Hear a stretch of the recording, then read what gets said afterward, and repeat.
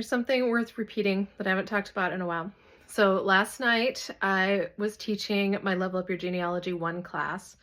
282 people had signed up for that. It was mind-boggling.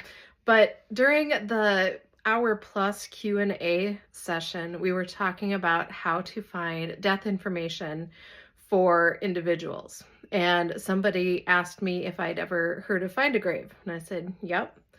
I've written a research guide about the pros and cons of it, but then I talked about how everything on there is user submitted.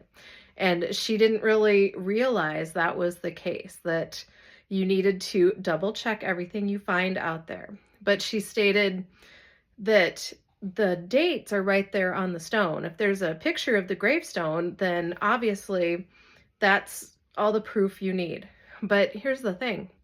I very frequently see wrong death dates on gravestones, not to mention the wrong birth dates, but especially wrong death dates, which is nuts considering that you'd think, it was made at the time of somebody's death, it should be right. But a lot of times people have newer gravestones replace the old ones that have, weathered too much to read. And then sometimes they will get the date wrong. And birth dates are very frequently wrong because think about it.